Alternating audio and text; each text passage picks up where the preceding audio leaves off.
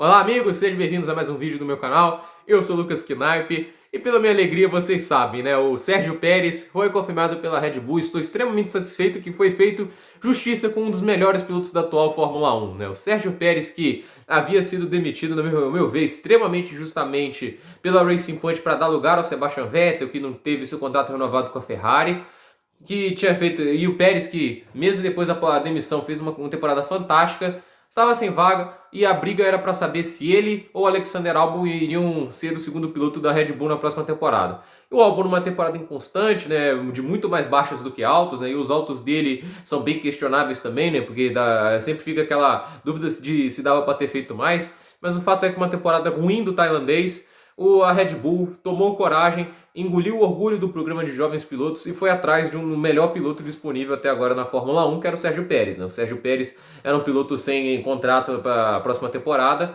e pelo tudo que ele fez nessa temporada e pelo nível que ele vem pilotando, né? Acho que a Red Bull não poderia perder essa oportunidade, porque ele vai levar o nível da Red Bull, na minha opinião. Mas eu acho, antes de falar dele na Red Bull, eu queria falar um pouco da carreira dele, porque ela é repleta de superação, né? Eu acho que isso a gente tem que dizer, né? Em 2011 teve aquele acidente em Mônaco, aí depois disso ele voltou pilotando melhor. Em 2012 conquistou um pódio pela Sauber na Malásia, em que ele brigou pela vitória contra o Fernando Alonso, numa corrida que ele mostrou muito talento na chuva, mostrou um grande ritmo de corrida. Foi uma corrida fantástica dele e ele quase venceu. Se não fosse um erro dele, mas ele é um piloto muito jovem, lutando contra os melhores da história, que é o Fernando Alonso, já havia surpreendido. E não ficou só por ali, não foi aquela única corrida em 2012. Aí depois ele foi terceiro, acho que se não me falha a memória, não sei se foi o Canadá, né? Mas ele foi terceiro e também foi segundo em Monza. E aí sim mostrou que esse cara tem muito talento, né? O teto de produção dele é muito alto. O cara tá levando uma Sauber a 3 pódios na temporada. Nesse nível de pilotagem, aí junto com a saída do Hamilton da McLaren para a Mercedes, e ninguém sabia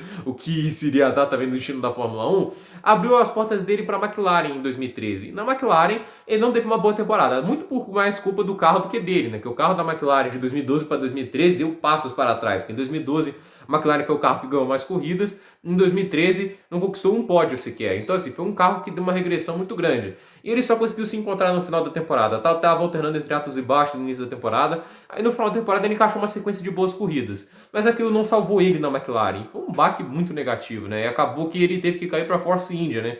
Depois de ter recebido uma oportunidade numa das equipes mais tradicionais da Fórmula 1, pegou muito mal para ele foi muito criticado. Muita gente falou que ele subiu muito cedo, que ele era não tão talentoso assim. Eu acho que na Force India ele provou ao mundo que os críticos dele estavam errados. Ele começou um pouquinho inconstante na Force India, mas os bons momentos dele naquela temporada foram muito melhores do que os bons momentos do Hülkenberg, por exemplo. O Hülkenberg, ele teve uma temporada que somou bem mais pontos, mas os altos do Hülkenberg nunca eram por brigar por vitórias. E o Pérez brigou por vitória no GP do Canadá, acabou que teve problema no DRS, no freio, segurou-se no pódio até a última volta, quando foi ultrapassado pelo Vettel e recebeu aquela paulada do Felipe Massa. Mas no Bahrein ele conseguiu o pódio da Force India, segurando o Daniel Ricciardo. Por exemplo, o Hülkenberg, um piloto que eu gosto muito, acabou não conseguindo segurar o Ricciardo naquela corrida, né? Então, o Pérez mostrava que o teto de produção dele era mais alto que o do Hülkenberg. Aí de 2015 para frente acho que é a grande virada, porque ele se prova também um piloto que superou aquela fase inconstante dele, de corridas ruins, e começou a ser um piloto que constantemente estava andando num ritmo muito forte.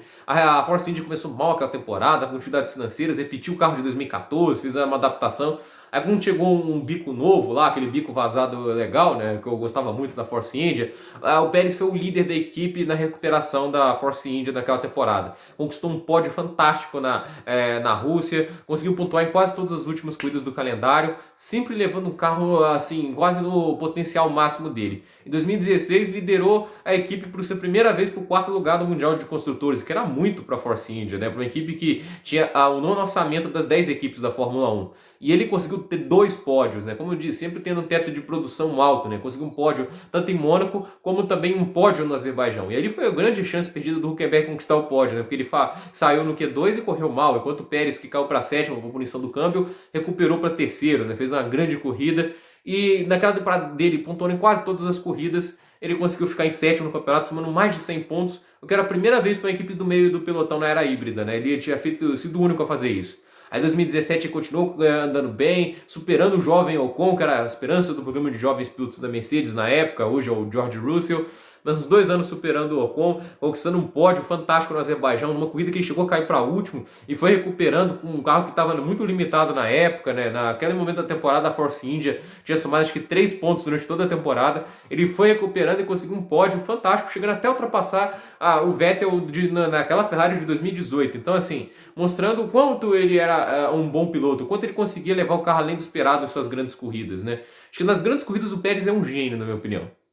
Aí em 2019, a Race Point faz um carro horrível e ele, assim, teve aquela corrida de sorte do Stroll na Alemanha que ele passou o Pérez no campeonato. Muita gente falou, Pérez vai terminar atrás do Stroll do campeonato, olha aí, o Pérez não é tudo isso. Aí termina o campeonato, Pérez indo consistentemente com um carro limitado em sétimo, que era o limite na época, né, porque a Ferrari, a Red Bull, Mercedes em outro planeta, e ele foi lá e superou o Stroll colocando mais de 30 pontos de vantagem, mostrando quanto ele conseguia levar o carro além do que se espera. E nessa temporada a gente pensava assim, que seria grande chance do Pérez mostrar o seu valor como ele realmente fez, porque a Racing Point foi na cara de pau mesmo e copiou o carro da Mercedes, não estava usando até os dutos de freio da Mercedes do ano passado. Era uma cópia descarada, mas como era a cópia de um carro bom, as expectativas eram altas. Foi um carro que decepcionou na primeira metade de temporada, vou ser sincero, o ritmo de corrida não era legal, classificava bem, mas faltava ritmo de corrida. E assim, algumas corridas pareciam um pouco inconstantes dele, na Bélgica, por exemplo, foi muito mal.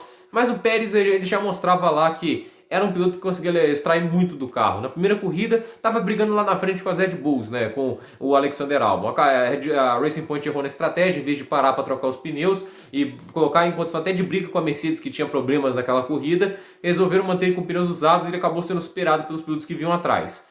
E na GP da Estíria, quando ele classificou em 17º na chuva, foi uma classificação ruim, ele saiu recuperando e chegou a recuperar para quinto, passando todo mundo.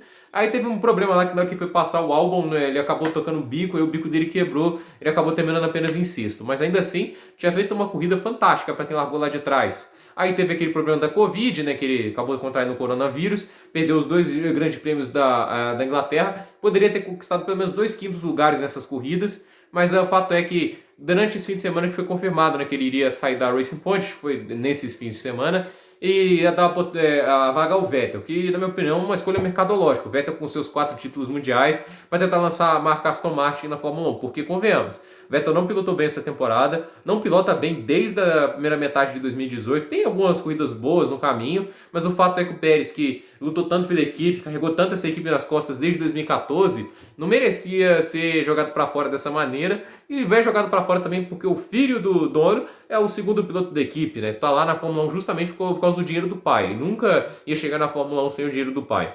Então assim, uma situação muito injusta estava se desenhando, e mesmo após isso, né, tudo que aconteceu, mesmo com o Stroll recebendo atualizações do carro antes dele, vamos lembrar em Mugello, o Stroll estava com a versão atualizada, que era mais de meio segundo mais rápido que a versão antiga. O Pérez ainda conseguiu se classificar à frente do Lance Stroll com a versão desatualizada. Assim, era muito nítido quanto o Pérez era mais piloto. E mesmo recebendo as atualizações depois, ele corria bem em Sochi, sem o carro atualizado, chegou na 4ª posição e o Stroll sofrendo. O Pérez ele sempre estava levando o carro o máximo que dava. E ele assim não ficou resmungando porque a Race Point estava prejudicando ele. Ele abaixou a viseira e acelerou. E a Race Point assim, não cansou de atrapalhar ele, né? Teve o GP da Emília-Romana que eles pararam ele sem motivo, jogaram um pódio fora. Teve a quebra do motor no GP do Bahrein. Foi um pecado muito grande que ele estava no pódio. E assim, teve essa última quebra também no GP de Asmarina, né? Porque colocaram todo um sistema novo de motores para ele. Ele acabou largando na última posição, estava até recuperando bem, tinha um ritmo de corrida alucinante, estava andando muito rápido,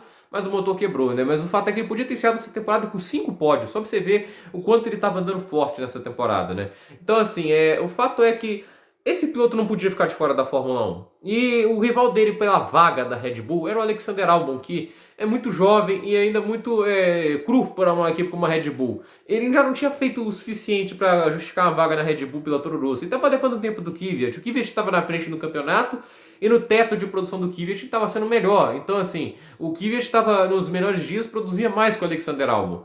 E o fato é que a Red Bull, por uma decisão de orgulho, tirou o Gasly, né, que estava realmente pilotando mal, tinha que mudar, e acabou negligenciando porque o outro já tinha sido demitido da equipe, e deram vaga a um piloto que estava de meia temporada apenas. Ele começou até bem, mas com o passar das corridas, sentindo a pressão, cometendo muitos erros, como cometeu em Imola, rodando sozinho, quando foi ultrapassado justamente pelo Pérez, ficava muito claro que ele não só não levava o carro longe, né, no que seria normal dele, como também cometia erros demais. E não valia a pena manter ele só por causa do investimento tailandês ou por causa do orgulho do programa de jovens pilotos, porque às vezes você tem que admitir que o programa não entrega o que você espera. Foi assim que a Red Bull fez em 2007, quando o programa estava ruim, né? Tinha o Vitor Antônio Liuzzi, o Klein, o Dombos, isso não eram grandes pilotos, e eles resolveram ir atrás do Marco Webber que estava disponível, que foi até uma boa negociação, porque o Webber conseguiu pódio pela Red Bull em 2007, em 2008 conduziu a equipe muito bem, chegou a classificar em segundo na Inglaterra, pode não ter conseguido os títulos, mas conseguiu 9 vitórias, mais de 40 pódios, foi essencial para a Red Bull começar a crescer como equipe, né?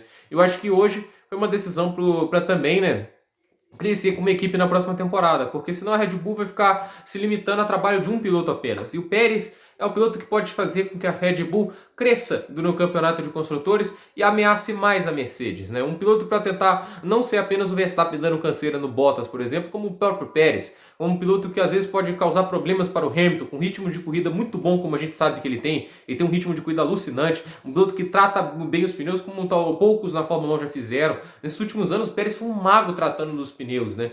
Um piloto que se classifica bem, que extrai muita velocidade, se adapta a carros ruins. Ele teve carros de todos esses tipos nesses anos da Force India, né? Um carro que era instável nas curvas de alta velocidade, como o modelo de 2015 no início da temporada era. Um carro ruim de curvas, como era a Racing Point de 2019. Então, assim, ele sempre se adaptou a carros ruins e sempre conseguiu extrair bons resultados. Eu acho que ele vai ter tudo para fazer grandes temporadas pela Red Bull, né? Eu espero que ele fique bastante tempo lá, porque eu acho que é a grande oportunidade que ele mereceu. Uma equipe de primeiro degrau assim da Fórmula 1, né? No degrau mais alto do pódio. Eu acho que a chance do Pérez construir uma grande carreira na Fórmula 1, agora nas grandes equipes, como ele já construiu uma grande carreira nas equipes medianas, né? Passou muito tempo lá e agora está na hora dele mostrar o talento dele nas principais equipes da Fórmula 1. Fico muito feliz pelo mexicano, porque merecia. Essa é a verdade, merecia. Seria muito injusto ele ficar fora da Fórmula 1. No final, a demissão da Racing Point foi bom para ele, porque ele ganhou um carro ainda melhor para a próxima temporada, e talvez para a temporada de 2022, né, quando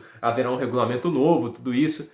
Fato é que estou muito feliz. E um piloto, como eu disse aqui, a carreira dele quase toda, né, eu gostei, o que tinha que falar, né, é um piloto que sempre carregou muitos carros que ele teve, e sempre foi um piloto muito dedicado, e que nunca abaixou a cabeça para os problemas, né? Ele abaixou a viseira, acelerou e superando os problemas. Uma carreira de superação. E superou uma demissão injusta da Racing Point, superou os problemas, os erros da equipe, construiu uma grande temporada, chegou em quarto, a melhor temporada da carreira dele. Conseguiu, é claro, essa vitória fantástica no Bahrein, no Shaqir, em que ele caiu para último e recuperou para terceiro e aproveitou os erros da Mercedes para vencer.